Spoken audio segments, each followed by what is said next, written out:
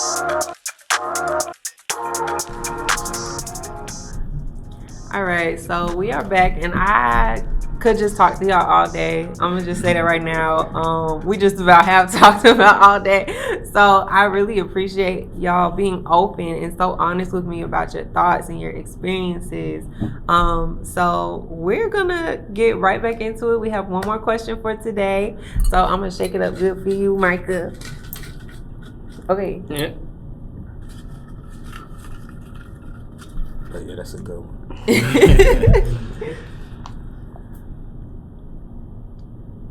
What that thing say? What aspects of society do you think affects the well-being of black men's psyche? Mm-hmm.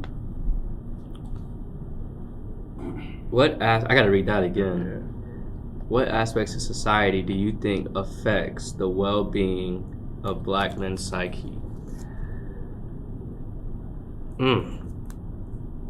That's a good question. Yeah. Does you gotta start with me? It doesn't necessarily have to. Does anyone else want to start? If you don't got nothing, I'll say it. What aspects of society? Are there any, like, if we really talk about it, like, I kind of brought it up earlier in today's conversation where we were talking about the success aspect where, I think what I see, like, when I get on LinkedIn or if I look at the entertainment industry or, sports in general, it's like, oh, it's this guy averaging 20 and 10, or it's this guy dropping Billboard Top 100s all the time, or it's this well-dressed business guy who's in a Fortune 500 company. I think we really have to go deeper in, are black men really okay in terms of all of that aside, how is your well-being? And I can't in my own life sit here and say that a lot of people that look like me and are men know what well-being looks like mentally. They have an idea of what they think it is. But I don't think spiritually, a lot of times, like, and when I'm talking about spiritually, I'm not talking about religion, I'm talking about in tune with your star player, what well-being looks like. And I think that's a journey I'm trying to discover every single day, personally. Like, well-being for me specifically is going to the gym, making sure I'm well-groomed, making sure that I'm clean. But that's the physical, like, that's the physical of I'm taking care of myself physically. Emotionally, like, what does that look like? I think what we're doing here is a start of internally and transparently being okay in the inner space. So that's my thoughts on that. I think the aspect of competition in society is what kind of like messes with black men's psyche a lot, because when we pick up our phone and we scroll, or when we turn on the TV and we click through the channels, or when we watch these movies, we see people that look like us, talk like us, act like us in positions that we would want to be in also, and that alone could make our psyche go off, or like even in a more like internal sense. My girlfriend, best friend's boyfriend may have a booming business. He pays all the bills. He drives a nice car, and he does all these things. And my girlfriend may be constantly talking about these things, and it's motivating me and pushing me to want to do those same things, get more, have more, buy more, be able to take care of more, provide, and be this protector that we were all raised to be. But that week that I might not have gotten paid what I needed to pay to take care of the bills, that might mess with me, because I know all these other guys is doing it. So it's like that kind of like competitive, the evil, like, comparison, like this comparison, competitive kind of like societal view that we kind of like face every day, whether we want to or not, because it's easy to like tune it out. But I just feel like that in finances, for real. Like, the way society makes finances seem and look, it's just like, hey, like, that could really mess with a dude. I know I be at my lowest when I'm my brokest. Just speaking honestly, like, when I know I don't got enough to take care of the things I need to take care of, it puts me in the deepest, darkest hole.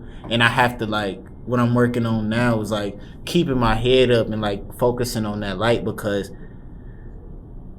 being sad don't make money. Like, holding your head down don't make money. None of that stuff make money. So when it come to finances, it really might take like you just like shaking yourself back and like slapping that frown off your face and like just keeping a straight face and getting it done, because it ain't a lot of handouts out here, and it's very minimal handouts out here when you're a black man. So it's just like we really. But then you tap into your well-being a little bit. Like, back on the question though, like, I definitely agree, because you associate, you know, the ability to provide to help with your psyche and your well-being, Mm-hmm. and it can affect you when you're not in that place. But to know that the only answer is to kind of put a quick Band-Aid on it or kick it to the curb and just not feel it, Mm-hmm.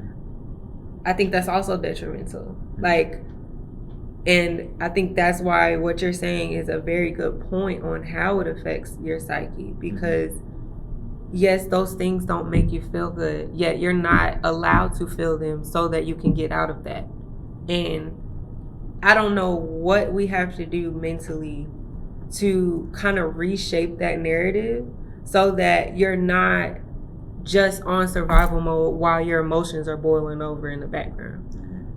I think it's really hard to not be on survival mode with that, though. Like, even though you may be feeling these things, like, you still have to have a roof over your head. And I, like, it's so funny, like, a lot of my life, my parents were going through so much marriage problems because my mom had this way of telling my dad, like, you aren't this because you not bringing in X amount of money, or my kids are not in the best of schools.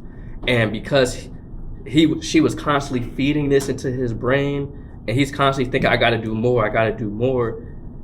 Me and him don't talk, you know, like, we don't have a relationship where out of love, because he was constantly having to put himself in a place where I gotta make sure I keep grinding because the woman I love is saying I'm not this, I'm not that, and, you know, I'm not able to do this for my kids and stuff like that. And it's like, if he was to stop and say, you know, I'm just gonna, you know, just put that behind me, he gonna lose his wife, he gonna lose the house, he gonna lose his kids. Mm-hmm.